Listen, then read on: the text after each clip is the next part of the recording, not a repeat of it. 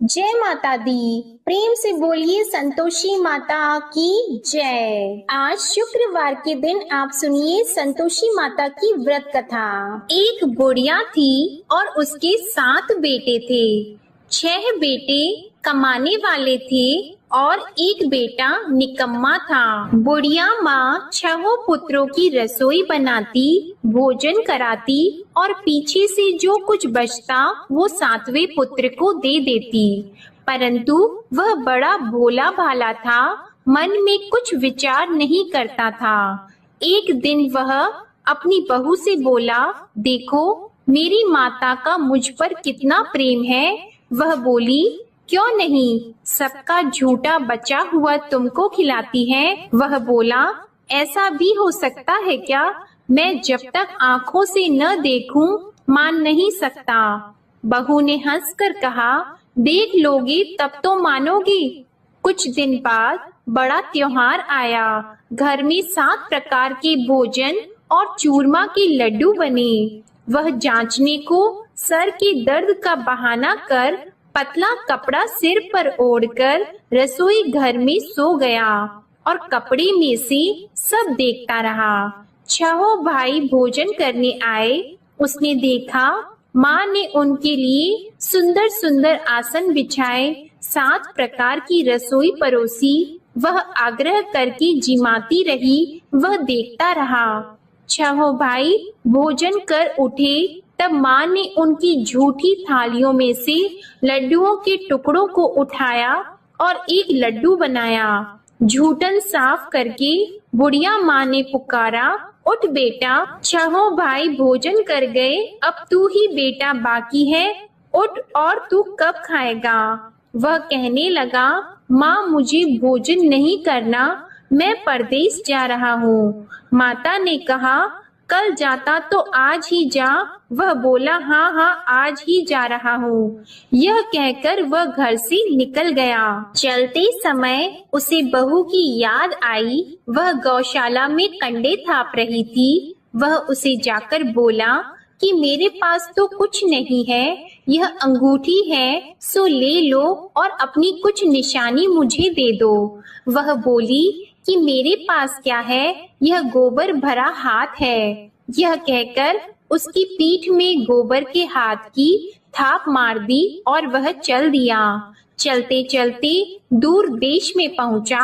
वहां पर एक साहूकार की दुकान थी। वहां जाकर बोला, भाई मुझे नौकरी पर रख लो। साहूकार को नौकर की जरूरत थी। साहूकार उससे बोला, तू नौकरी पर रह जा। लड़के ने पूछा, तनख्वाह क्या रहेगी? साहूकार ने कहा, काम देखकर दाम मिलेंगे। साहूकार की नौकरी मिल गई। वह सवेरे 6 बजे से रात्रि 12 बजे तक नौकरी करने लगा। कुछ दिनों में दुकान का लेन देन, हिसाब किताब, ग्राहकों को माल बेचना, सारा काम करने लगा। साहूकार के 7-8 नौकर थे। वे सब चक्कर खाने लगे कि यह नया नौकर बहुत होशियार बन गया है। सेठ ने भी काम देखा और 3 महीने के अंदर ही उसे मुनाफे का साझीदार बना लिया। 12 वर्ष में वह नामी सेठ बन गया और मालिक सारा कारोबार उस पर छोड़कर बाहर चला गया। अब बहू पर क्या बीती वह सुनो। सास ससुर उसे दुख देने लगे। सारी गृहस्थी का काम करा के उसे लकड़ी लेने जंगल में भेजते। इस बीच घर की रोटियों के आटे से भी जो भूसी निकलती उसकी रोटी बनाकर रख दी जाती और फूटे नारियल की नरेली में पानी। इस तरह दिन बीतते रहे। एक दिन वह लकड़ी लेने जा रही थी कि रास्ते में बहुत सी स्त्रियां संतोषी माता का व्रत करती दिखाई दी। वहां यह खड़ी होकर कहने लगी, बहनों, यह तुम किस देवता का व्रत करती हो और इसके करने से क्या फल होता है? इस व्रत के करने की क्या विधि है? यदि तुम अपने इस व्रत का विधान मुझे समझाकर कहोगी तो मैं तुम्हारा बड़ा एहसान मानूंगी। तब उनमें से एक स्त्री बोली, सुनो, यह संतोषी माता का व्रत है। इसके करने से निर्धनता दरिद्रता का नाश होता है, लक्ष्मी आती है। मन की चिंताएं दूर होती हैं, घर में सुख होने से मन को प्रसन्नता और शांति मिलती है। निपुत्री को पुत्र मिलता है, प्रीतम बाहर गया हो तो शीघ्र आता है। कुंवारी कन्या को मन पसंद वर मिलता है। राजद्वार में बहुत दिनों से मुकदमा चलता हो तो वह भी खत्म होता है। कलह क्लेश की निवृत्ति हो, सुख शांति हो, घर में धन जमा हो, पैसा जायदाद का लाभ हो और भी मन में जो कुछ कामना हो वह सब इस संतोषी माता की कृपा से पूरी होती है। स्त्री कहने लगी, 1.25 आने का गुड़ चना लेना, इच्छा हो तो 5.25 आने का लेना या 1.25 रुपए का भी, सहूलियत के अनुसार ही लेना। बिना परेशानी श्रद्धा और प्रेम से जितना भी बन सके सवाया लेना। 5.25 पैसे से 5.25 आने तथा इससे भी ज्यादा शक्ति और भक्ति के अनुसार ले लेना। हर शुक्रवार को निराहार रहकर कथा कहना और सुनना। इसके बीच क्रम टूटे नहीं, लगातार नियम पालन करते रहना। सुनने वाला कोई न मिले तो घी का दीपक जलाकर उसके आगे जल के पात्र को रखकर कथा कहना, परंतु नियम न टूटे। जब तक कार्य सिद्ध न हो नियम पालन करना और कार्य सिद्ध हो जाने पर व्रत का उद्यापन करना। 3 मास में माता फल पूरा करती है। यदि किसी के खोटे ग्रह हो तो भी माता 1 वर्ष में अवश्य कार्य सिद्ध करती हैं। कार्य सिद्ध होने पर ही उद्यापन करना चाहिए, बीच में नहीं करना चाहिए। उद्यापन में 2.5 सेर आटे का खाजा तथा इसी अनुसार से खीर तथा चने का साग बनाना। 8 लड़कों को भोजन कराना। जहाँ तक मिले देवर जेठ भाई बंधु कुटुंब के लड़के लेना, न मिले तो रिश्तेदारों और पड़ोसियों के लड़के बुलाना। उन्हें भोजन कराकर यथाशक्ति दक्षिणा देना और माता का नियम पूरा करना। उस दिन घर में कोई खटाई नहीं बनाना। यह सब सुनकर बुढ़िया की बहू वहां से चल दी। रास्ते में लकड़ी के बोझ को बेच दिया और उन पैसों से गुड़ चना लेकर माता के व्रत की तैयारी करने लगी। आगे चली और सामने मंदिर है। यह सुनकर माता के मंदिर में जाकर माता के चरणों में लौटने लगी। इसके बाद वह माँ से विनती करने लगी कि हे माँ, मैं निपट मूर्ख हूँ, व्रत के नियम कुछ नहीं जानती हूँ, मैं बहुत दुखी हूँ। हे माता जग जननी, मेरा दुख दूर करो, मैं आपकी शरण में हूँ। माता को दया आई। एक शुक्रवार बीता कि दूसरे शुक्रवार को ही इसके पति का पत्र आया और तीसरे को उसका भेजा हुआ पैसा भी आ पहुंचा। यह देखकर जेठानी मुंह सिकोड़ने लगी। इतने दिनों में इतना पैसा आया, इसमें क्या बढ़ाव है। लड़के ताने देने लगे कि काकी के पास अब पत्र आने लगे, रुपए आने लगा, अब तो काकी की खातिर बढ़ जाएगी, अब तो काकी बुलाने से भी नहीं बोलेगी। बेचारी सरलता से यह कहती है कि भैया पत्र आएगा, रुपए आएंगे तो हम सबके लिए अच्छा है। ऐसा कहकर आंखों में आंसू भरकर संतोषी माता के मंदिर में आकर मातेश्वरी के चरणों में गिरकर रोने लगी। माँ, मैंने तुमसे पैसा नहीं मांगा, मुझे पैसे से क्या काम है, मुझे तो अपनी सुहाग से काम है, मैं तो अपने स्वामी की दर्शन और सेवा मांगती हूँ। तब माता ने प्रसन्न होकर कहा, जा बेटी, तेरा स्वामी आएगा। यह सुनकर खुशी से वह बावली होकर घर जाकर काम करने लगी। अब संतोषी माँ विचार करने लगी, इस भोली पुत्री से मैंने कह तो दिया कि तेरा पति आएगा, पर आएगा कहाँ से? वह तो इसे स्वप्न में भी याद नहीं करता। इसे याद दिलाने तो मुझे ही जाना पड़ेगा। इस तरह माता उस बुढ़िया के बेटे के पास जाकर स्वप्न में प्रकट होकर कहने लगी, साहूकार के बेटे, सोता है या जागता है? वह कहता है, माता सोता भी नहीं हूँ, जागता भी नहीं हूँ, बीच में ही हूँ, कहो क्या आज्ञा है। माँ कहने लगी, तेरा घर बार है या नहीं। वह बोला, मेरा सब कुछ है माता, माँ बाप भाई बहन बहू क्या कमी है।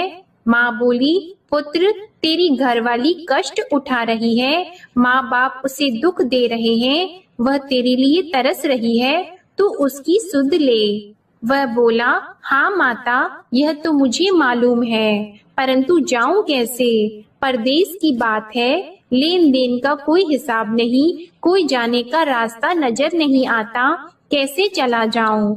माँ कहने लगी, मेरी बात मान, सवेरे नहा धोकर संतोषी माता का नाम लेकर घी का दीपक जलाकर दंडवत कर दुकान पर जा बैठना। देखते देखते तेरा लेन देन चुक जाएगा, जमा माल बिक जाएगा, सांझ होते होते धन का ढेर लग जाएगा।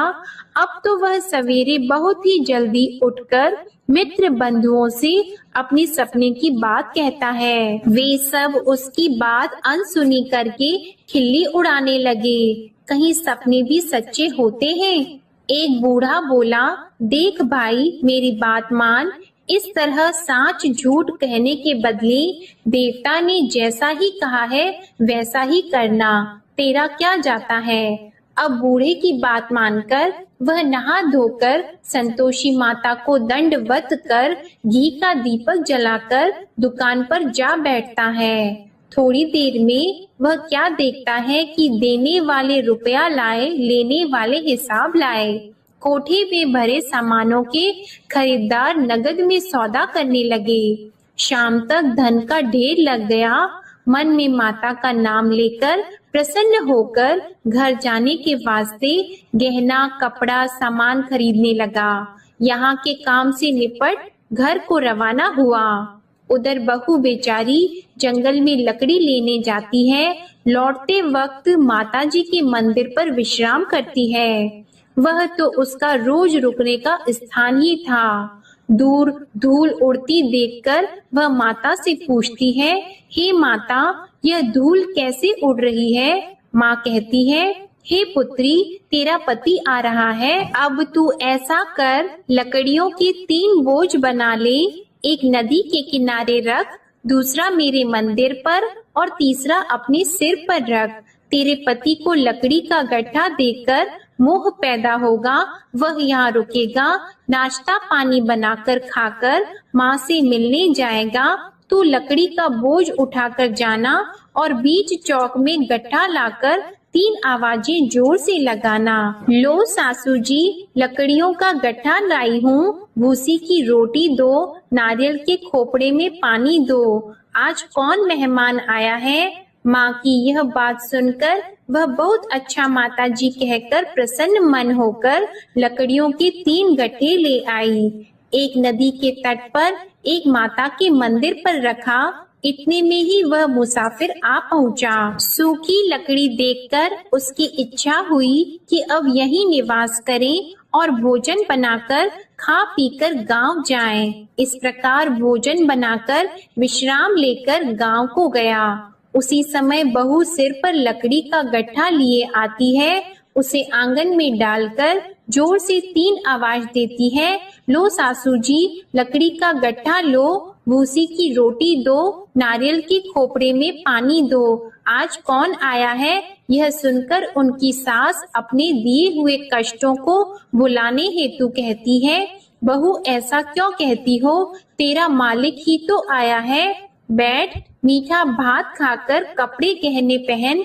इतने में आवाज सुनकर उसका स्वामी बाहर आता है और अंगूठी देखकर व्याकुल हो जाता है। माँ से पूछता है, माँ यह कौन है। माँ कहती है, बेटा ये तेरी बहू है। आज 12 वर्ष हो गए जब से गया है, तब से सारे गांव में जानवर की तरह भटकती फिरती है। काम काज घर का कुछ करती नहीं, 4 समय आकर खा जाती है। अब तुझे देखकर भूसी की रोटी और नारियल के खोपड़े में पानी मांगती है। वह लज्जित होकर बोला, ठीक है माँ, मैंने इसे भी देखा और तुम्हें भी। अब मुझे दूसरे घर की चाबी दो तो मैं उसमें रहूंगा। ठीक है बेटा, जैसी तेरी मर्जी। यह कहकर माँ ने चाबी का गुच्छा उसे दे दिया। उसने लेकर दूसरे कमरे को खोलकर सारा सामान जमाया और एक दिन में ही वहां राजा के महल जैसा ठाट बाट बन गया। अब क्या था, वह सुख भोगने लगी। इतने में अगला शुक्रवार आया। उसने अपने पति से कहा, मुझे माता का उद्यापन करना है। उसका पति बोला, बहुत अच्छा, कर लो, अपनी खुशी से यह भी कर लो। तुरंत ही वह उद्यापन की तैयारी करने लगी। जेठ के लड़के को भोजन के लिए कहने लगी। उसने मंजूर किया, परंतु पीछे जेठानी अपने बच्चों को सिखाती है, देखो भोजन के समय सब लोग खटाई मांगना, जिससे इसका उद्यापन पूरा ना हो। लड़के खाना खाने आए, खीर पेट भरकर खाई, परंतु बात याद आते ही कहने लगे, हमें कुछ खटाई खाने को दो, खीर खाना हमें भाता नहीं, यह देखकर अरुचि होती है। बहू कहने लगी, खटाई किसी को नहीं दी जाएगी, यह तो संतोषी माता का प्रसाद है। लड़के उठकर खड़े हुए और बोले, पैसे लाओ। भोली बहू कुछ जानती नहीं थी, सो उन्हें पैसे दे दिए। लड़के उसी समय उठकर इमली लेकर खाने लगे। यह देखकर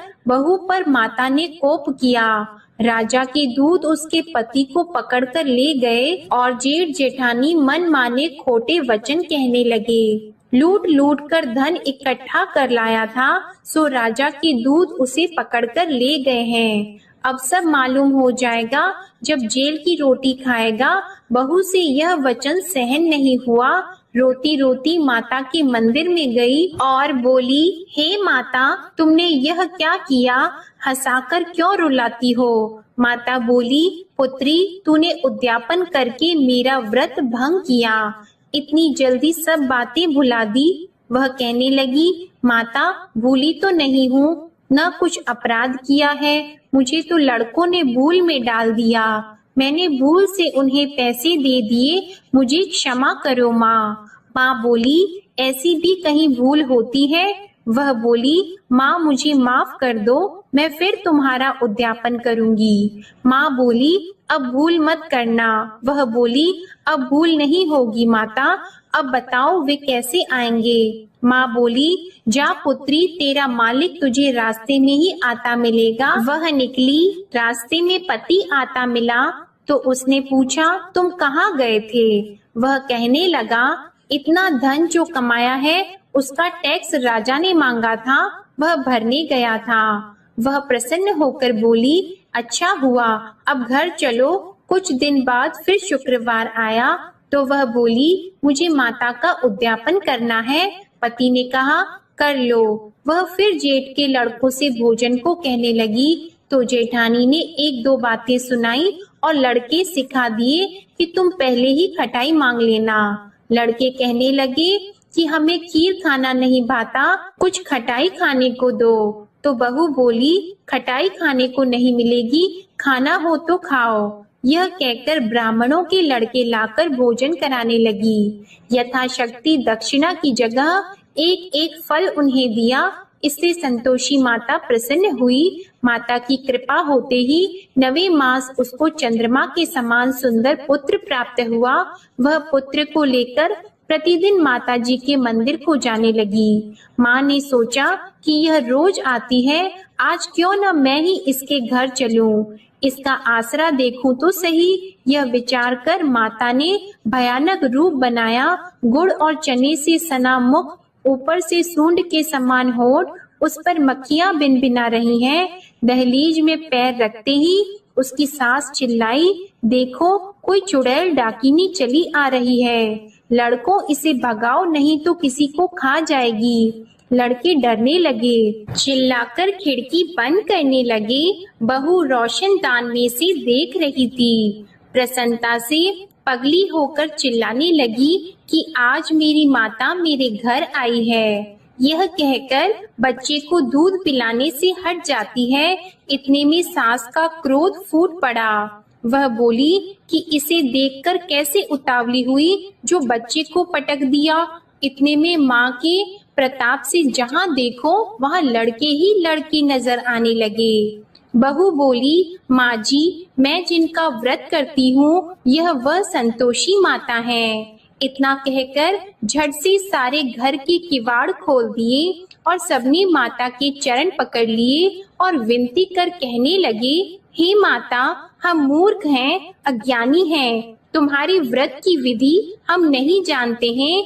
तुम्हारा व्रत भंग करके हमने बहुत बड़ा अपराध किया है। हे माता, बहू को जैसा फल दिया वैसा सबको देना। जो भी यह कथा पढ़ेगा या सुनेगा उसके सभी मनोरथ पूर्ण होंगे। प्रेम से बोलिए संतोषी माता की जय। आइए अब सुनते हैं संतोषी माता की आरती। जय संतोषी माता मैया, जय संतोषी माता, अपने सेवक जन की सुख संपत्ति दाता।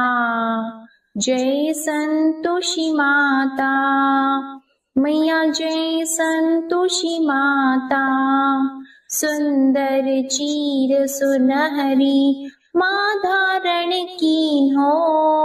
हीरा पन्ना दम के तन श्रृंगार लीन हो। जय संतोषी माता मैया, जय संतोषी माता, गेरू लाल छटा छवि बदन कमल सोहे।